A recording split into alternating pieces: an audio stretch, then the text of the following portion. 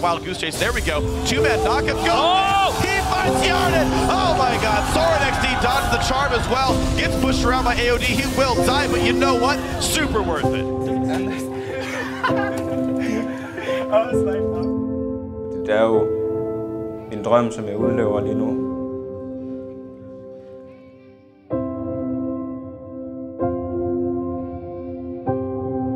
Hvis vi ser på, hvor mange der faktisk dyrker e-sport dagligt og hele tiden og bruger rigtig mange timer på det, jamen så er det kæmpestort.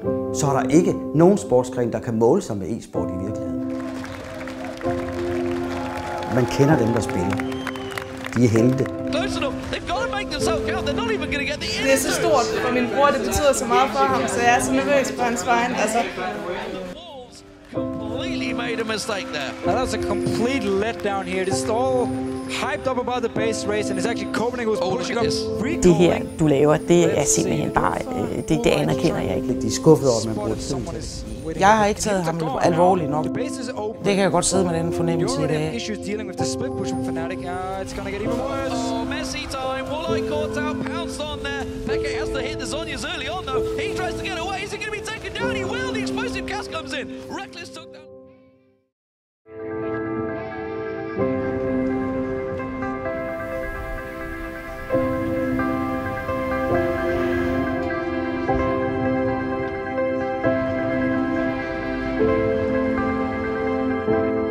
I dag er en speciel dag i 19-årige Søren Frederiksens liv.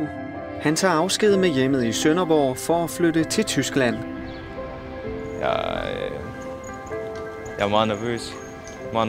Han har fået arbejde som professionel e-sportsudøver. For første gang i sit liv skal han leve af at spille computer til en fast månedsløn på omkring 30.000 kroner. Jeg er overbevist om, at det er den eneste og første gang i mit liv, jeg får sådan en mulighed for at kunne flytte til et andet land og udleve min drøm. Men det er stort. Det er rigtig stort. Søren har på kort tid underskrevet en kontrakt med det danskejede e-sportshold Copenhagen Wolves. Jeg har jo spillet det her spil i 4 år. Det tog ikke så lang tid før, at det gik op for mig, at jeg var bedre end gennemsnittet. Det kommer til at ændre mit syn på spillet meget, for det bliver jo lige pludselig til et arbejde. Fra i dag er Søren en af de 10 danskere, der lever af at spille computerspillet League of Legends. Det der med, at man skal ned og gøre det godt, og tilfredsstille de mennesker, der har sat sin lid til en, og se, om man i virkeligheden kan det, som man tror, man kan. Der er meget pres på.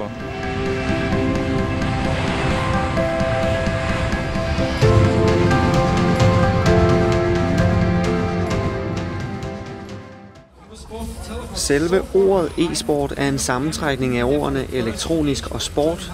E-sport er computerspil, der dyrkes som konkurrence. Nogle dyrker e-sport hver eneste dag, andre gør det et par gange om ugen, og så er der dem, hvor e-sport ikke længere bare er en hobby, men et arbejde. Folk, der som Søren Frederiksen lever af at spille i en professionel e-sportsliga. E-sport kan både foregå alene som i svømning eller på et hold som i fodbold. Ligesom der i den almindelige sportsverden konkurreres i forskellige sportsgrene, konkurreres der også i forskellige former for computerspil. This is Starcade. Den første konkurrence i e-sport fandt sted i begyndelsen af 70'erne. Dengang foregik det på arkademaskiner, men fænomenet e-sport har først for alvor taget fart i slutningen af 90'erne og i begyndelsen af årtusindskiftet. Sidste år gjorde Danske Spil det muligt at oddse på e-sportskampe, og i år har Allermedia, der er Danmarks største udgiver af magasiner og ugeblade, besluttet at lave et internationalt e-sportsmedie. I Danmark er Carsten Jessen en af dem, der har fulgt e-sport tæt de seneste år. Han har blandt andet forsket i børne- og ungdomskultur og computerspil. At det er interessant lige nu, det skyldes selvfølgelig, at der er rigtig, rigtig mange børn og unge, specielt drenge, men egentlig også en del piger, som dyrker det. Og der er mange, mange flere, og det vokser simpelthen hele tiden. År for år, så bliver der flere, der synes, det her er interessant. Der bliver flere, der kobler sig på. I Danmark spiller over 890.000 unge computerspil. Men hvor mange af dem, der dyrker e-sport, er uvist. E-sport i Danmark er ikke forfærdeligt stor, kan man sige. Vi ved det faktisk ikke. Det er en af pointerne, kan man måske sige, at vi har faktisk ikke nogen tal på. Vi aner ikke, hvor mange der dyrker det. Og det formelle, det er nogle få, relativt små foreninger. Så det er ikke stort, hvis vi sådan skulle se på det, hvor mange er organiseret i en forening. Men hvis vi ser på, hvor mange der faktisk dyrker e-sport dagligt og hele tiden, og bruger rigtig mange timer på det, jamen så er det kæmpestort. så er der ikke nogen sportsgren, der kan måle sig med e-sport i virkeligheden.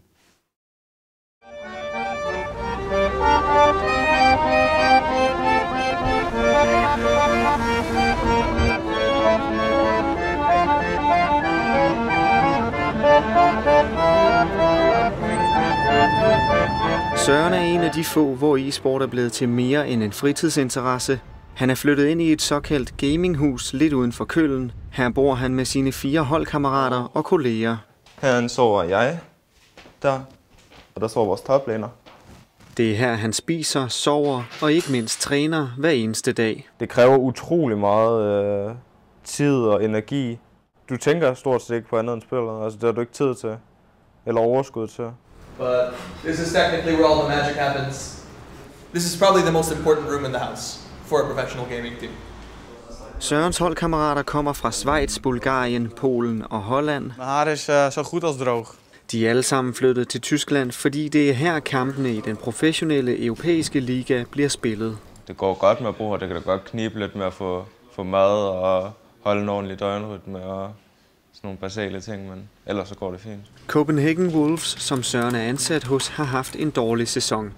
De ligger næstsidst i ligaen, og derfor har de skrevet kontrakt med Søren i håb om at kunne spille sig over nedrykningsstregen, inden sæsonen slutter. Det er jo en drøm, som jeg udlever lige nu, og jo længere det kan blive ved, jo federe er det. De spiller 10 timer om dagen, og lige nu er holdet ved at forberede sig til de sidste kampe i sæsonen. Everyone can go to the living room. League of Legends er et holdspil, og for at vinde er spillerne dybt afhængige af hinanden. We're gonna pick Maokai. Mundo. Derfor er taktikmøderne en vigtig del af træningen. I de seneste år er interessen for e-sport også steget uden for Europas grænser. På bare et år er antallet af folk, der regelmæssigt ser e-sport på internettet, fordoblet til 70 millioner mennesker på verdensplan. I Boston forsker T.L. Taylor i e-sport. Hun er sociolog og har blandt andet skrevet en bog om fænomenet. So I'm interested in esports as this fascinating scene that's developing. It's interesting in and of itself. T.L. Taylor mener, at det netop er muligheden for at se e-sport gratis via internettet, der har fået interessen til at stige. Of course, live streaming has really opened up the space, and I would say the last few years have tremendously grown esports in ways that nobody really quite anticipated. Særligt i Sydkorea er kulturen omkring e-sport udbredt. Her har det i årenes løb udviklet sig til en nationalsport, hvor de bedste spillere kan tjene adskillige millioner kroner på at spille. It's really important to understand why South Korea has the esports scene it does. It doesn't just arrive because they're playing the same games. It's actually tied to national policy, it's tied to youth culture, it's tied to how people organize their leisure lives, it's tied to a commercial sphere which was going after youth markets, and so you had telecom companies supporting esports. All these complicated things to make esports what it was. Hvis man går til Sydøstasien og for eksempel Sydkorea, jamen, så er der en kultur omkring e-sport, som vi kender den fra omkring fodbold. Altså, man kender dem, der spiller. De er helte. Man følger med i, hvordan de spiller. Man følger turneringer på tv og lignende. Så det ligner fodbold eller en anden sportsgren på den måde. Og sådan er det jo ikke her. Selvom det danske e-sportsforbund i en årrække har forsøgt at få e-sport anerkendt som en officiel sportsgren, er det endnu ikke lykkedes. Det er det til gengæld i USA. Her anerkendte regeringen i begyndelsen af 2013 League of Legends som en sportsgren på linje med andre sportsgrene som baseball og ishockey. Nej, som det ser ud nu, så kan man ikke sammenligne det, der sker i Sydøstasien og i øvrigt også efterhånden i USA, hvor der er store organisationer, der holder e-sporten oppe og sørger for, at det kommer på tv, sørger for at arrangere masser af turneringer, så er det småt i det her land. Der er næsten ikke noget. Og skal man gøre det til noget, skal man blive til noget inden for det her, jamen så må man faktisk til udlandet.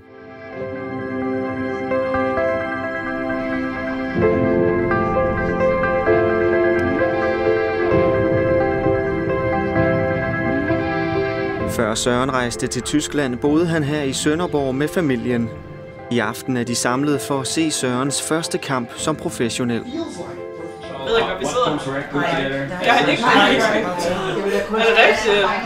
Kampen bliver streamet via internettet, hvor flere end 130.000 fans og tilskuere ser med.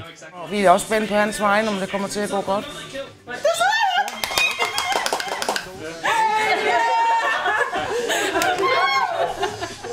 Jamen, det er så stort for min bror, det betyder så meget for ham, så jeg er så nervøs på hans vejen. Altså, der er ikke så meget andet, jeg sådan kan... Ja, min puls den er helt oppe i halsen. And then of course we have Soren. He's a new player to the pro scene. Jamen, det er meget uvirkeligt.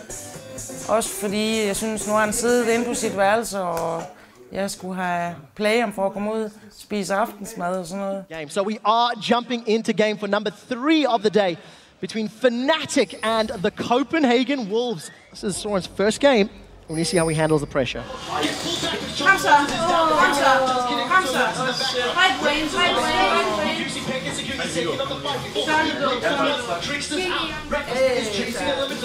Du får kill. Det er faktisk godt.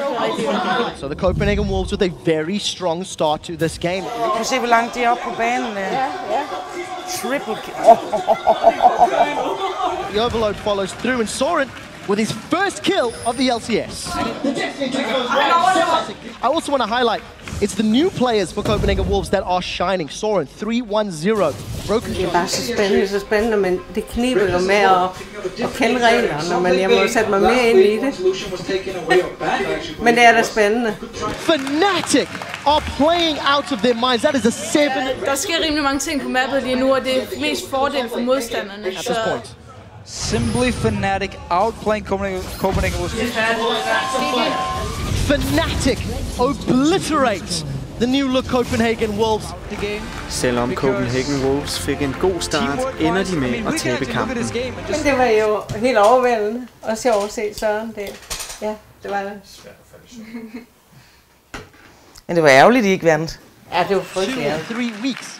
Jeg tror, han har det okay, men selvfølgelig ville han gerne have vundet. Specifically, it's just how many bad Dragonfalls they've had in the last 2 or 3 weeks.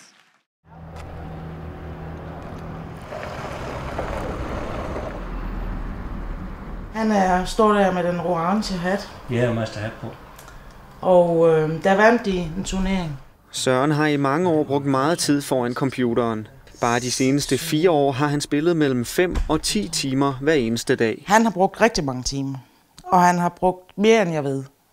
Så hver gang han har haft et ledigt øjeblik, så har han været på. E-sport har i det hele taget fyldt meget i hjemmet hos familien Frederiksen. Hvis jeg nu siger, at vi rykker lige aftensmad i en halvanden time, eller en time, eller en halv time, whatever, ikke også? Og så, ja, det er fint. Men så kan det stadigvæk være nogle gange, hvor vi kunne sidde ind og spise, hvor han kom ned og tog en tallerken og skyndte sig at spise, og så nu skal jeg lige ind igen. Så, altså det er, vi kan ikke planlægge det ud af det. Nej, det har været rigtig svært faktisk, og han har også 2 søskende, der også spiller, så det har indimellem været rigtig svært at få det til at... Og hvis en spiller klokken 5, og den anden til klokken 8, den anden, så kan vi få at spise klokken 11 om aftenen. Men nej. Og i perioder har vi jo så også sagt, at de må tage det med ind til computeren og sidde derinde og spise. Ja. Det ved jeg så ikke helt om.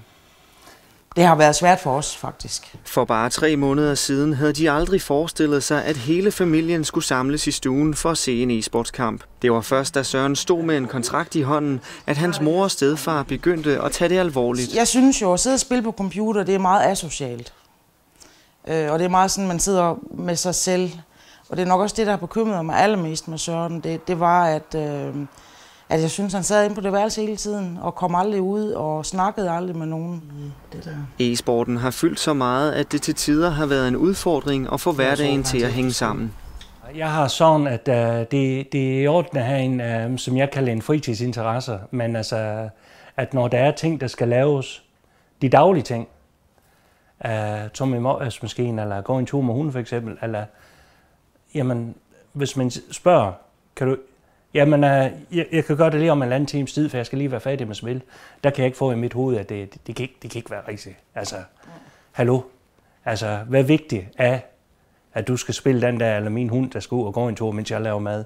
Bekymringerne og konflikterne omkring forbruget af computerspil er Else og Robert langt fra de eneste forældre, der har forsøgt at takle. Og det må jeg sige, det var noget af det, der har overrasket mig allermest, det er, hvor konfliktfyldt det her faktisk er. Der findes ikke et præcist tal på, hvor mange, der dyrker e-sport i Danmark, men en undersøgelse foretaget blandt flere end 1600 udøvere viser, at over 71% har oplevet konflikter i hjemmet på grund af e-sport.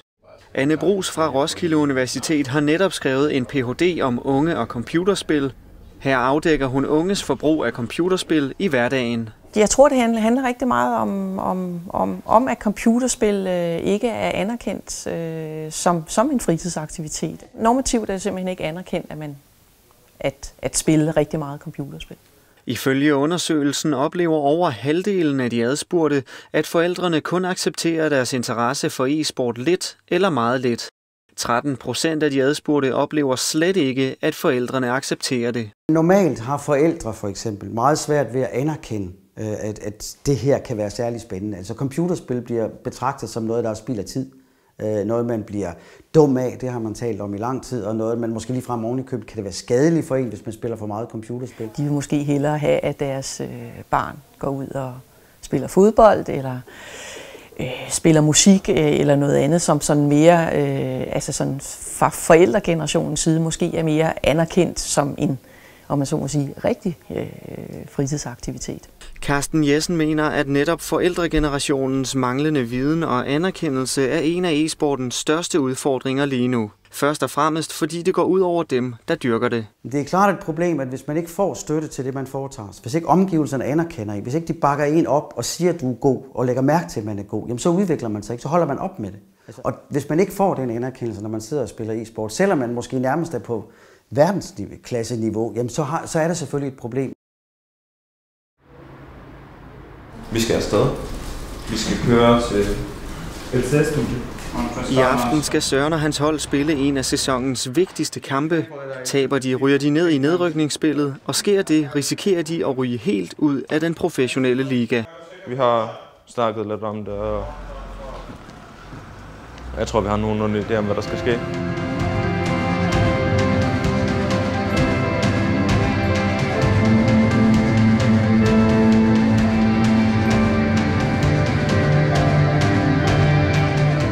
Ligaen, som Søren spiller i, hedder LCS.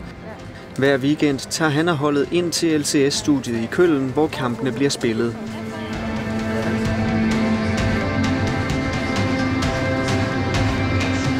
I aften skal Søren og hans hold møde det samme hold, som slog dem i Sørens debutkamp for et par uger siden. This thing's going. It is the Copenhagen Wolves. They are going to be taking on Fnatic, and this is a tough game for the Wolves as they are yet to record. It's on towards Youngberg. East goes over the side there. Reckless comes around the side. That's going to be one down. Woolite is dropped. Soul Shackles used. Desværre for Søren går det ikke meget bedre end i debutkampen. De taber igen, og nedrykningsspillet er umuligt at undgå. That's a 4-0 clean sweep that the Fnatic have over the Wolves this season. Taber de nedrykningskampen, skal de forlade LCS-ligaen og mister samtidig deres professionelle karriere.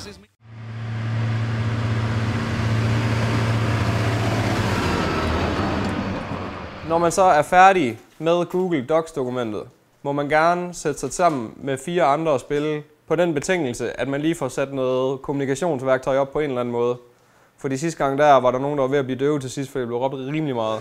På Vesterbølle Efterskole i Nordjylland er man netop begyndt at undervise eleverne i e-sport. Har I en bud på, hvad eksempler kunne være? Jeg vil også kalde det et arbejde. Det er det første og indtil videre også det eneste sted i Danmark, hvor e-sport er på skoleskemaet. Jeg synes, det er fedt, hvordan at man kan få en anden synsvinkel på det, som man normalt har set som bare i fritid, og så kan man ligesom prøve at tage det videre. Altså, det er ikke for sjov, at der bliver oprettet et fag, og der bliver sat timer til rådighed for at blive undervist i e-sport. Det er som om, at det er blevet lidt mere seriøst de seneste par år. E-sportsfaget er grunden til, at Mathias Terp har valgt at tage hele vejen fra Birkerød i Nordsjælland til Vesterbølle i Nordjylland for at gå på efterskole. Jeg har altid rigtig godt kunne lide at spille computerspil, og har også et stykke tid taget dem virkelig seriøst. På efterskolen har man især taget e-sport på skoleskemaet for at lære eleverne at samarbejde. Ligesom så mange andre sammenhænge, så er det jo en måde at indgå i et fællesskab på. Og lige snart man indgår i et fællesskab, jamen, så er der nogle nøglebegreber, som at kommunikere og opføre sig ordentligt og samarbejde. Altså, der er mange forskellige begreber, som har dets relevans, også inden for e-sport. Skolen har planer om at stille op i mindre konkurrencer og turneringer. Vi har nok muligvis tabt. Hos nogle af eleverne er ambitionerne endnu højere. Jeg kunne godt tænke mig at prøve, om jeg kunne blive en professionel gamer. Men det er sådan en drøm, jeg har. Jeg er ikke sikker på, at det kan gå i opfyldelse. Men jeg synes, at det er værd at forsøge.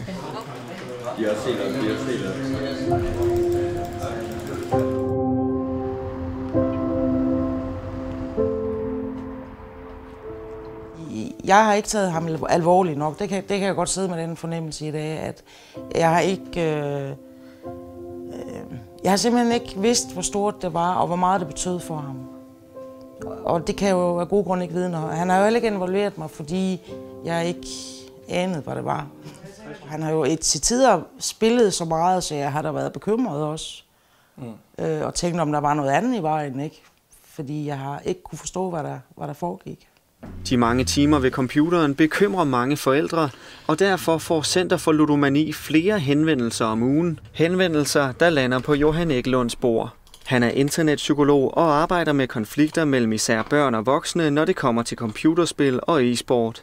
De er bekymrede, fordi at, de bliver i tvivl om det er en sund måde at bruge deres tid på. De bliver bekymrede for, om de er afhængige. Uafhængighed bliver brugt rigtig tit. Men ifølge Johan Eklund er der slet ikke noget, der hedder computerspilsafhængighed. Han peger på, at det i stedet er manglende forståelse for, hvad der egentlig sker ved computeren, der er problemet. Der opstår konflikter i hjemmet, når forældrene kræver for eksempel typisk den her med spisetid.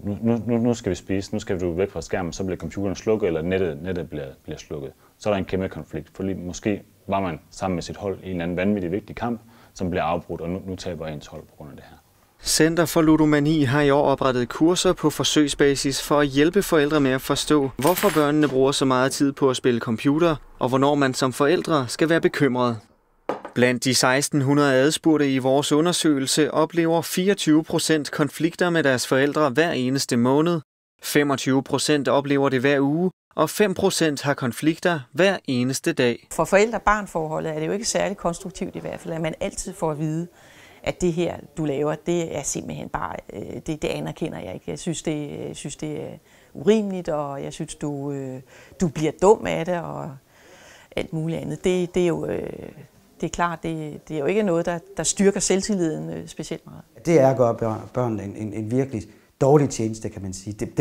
Det sidder som regel i kroppen resten af livet. Så selvfølgelig, alene derfor skal man også lægge mærke til, hvad er det, mit barn interesserer sig for, og give anerkendelse for det, de faktisk kan. I værste tilfælde kan den manglende anerkendelse få alvorlige konsekvenser for udøverne af e-sport. Men i det øjeblik, man jo ikke bliver anerkendt af sine forældre, man skuffer dem eller et eller andet, jamen så bliver man jo sådan set sat ud på et sidespor, eller man bliver stigmatiseret. Og man føler sig forkert.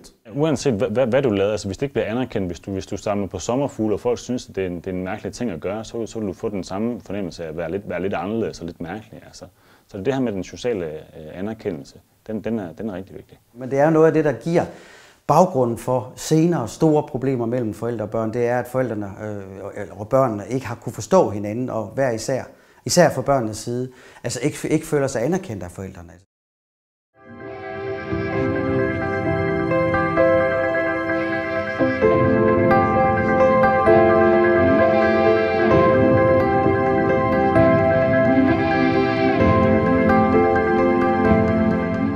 Det er lidt over 6 uger siden Søren og hans hold tabte deres sidste kamp i den europæiske LCS-liga.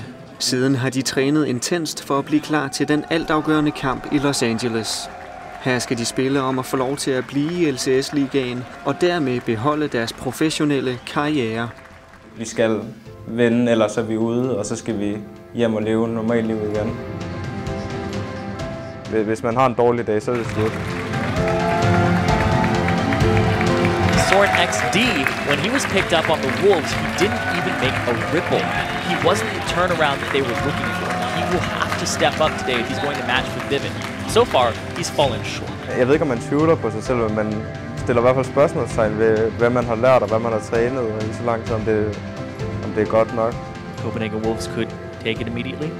Yep. They just keep picking up objective after objective after objective, pushing their goal leads farther. Not enough, and look at that, that's so smart. The setup by the Wolves are playing this really, really well. Out of the wild goose chase, there we go. Two-man knockup, go! Oh! He finds Yarden! Oh my god, Soren XD dodges the charm as well. Gets pushed around by AOD, he will die, but you know what? Super worth it. Absolutely beautiful beautiful there. This could be the Wolves rejoining the LCS on this game. A 3-0 sweep ahead of them right here. On to the Nexus they go, 26.5 minutes, their fastest of the day, 13-4 in kills. Welcome back to the LCS Copenhagen Wolves. They put in a ton of hard work over the last month. Soren especially, I think, stepped up massively. Airwalks as well. Jeg har det fantastisk.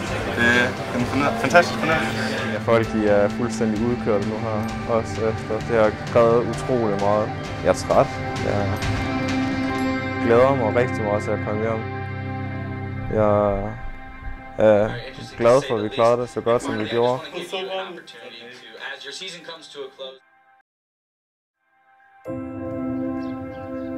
Med sejren i Los Angeles har e-sporten for alvor fået plads i Søren Frederiksens liv. Det samme gælder hos forældrene i Sønderborg. Det her, det kan man bare ikke. Altså, nu kommer du lidt i gang med... Men at lige pludselig, jeg må ligesom spise min gamle hat, og jeg tænker på, hold op, han tjener måske mere, end jeg nogensinde har gjort i mit liv, og det er på en computerspil, og jeg tænker på, ved du hvad, jeg synes, det er så fedt. Langt hen ad vejen, så kan man sige, så er jeg jo sådan set enig med computerspilforskerne, at der er ikke nogen grund til bekymring overhovedet. Fordi det er socialt, og de unge har det sjovt, og det er en kultur, lige så vel som sport er en kultur. Og e-sport vinder. Det er der overhovedet ikke nogen tvivl om, fordi de generationer, der vokser op nu, de interesserer sig for det, og det vil altid være sådan. Før eller senere vinder de. Det er en kulturschok at så sige, hvis man har vidst det lidt før, eller har haft en fornemmelse af, at de var gode til der, hvor han er i dag, så er de godt klar over, jamen så har der været en familie, der har måske handlet anderledes, eller gør nogle andre ting. Jeg vil sige, hvis hans lillebror for eksempel også begynder at bruge meget tid på det her, det gør han faktisk allerede, men ikke så meget, så vil jeg være mere forstående, og jeg vil gøre nogle ting anderledes, det er helt sikkert.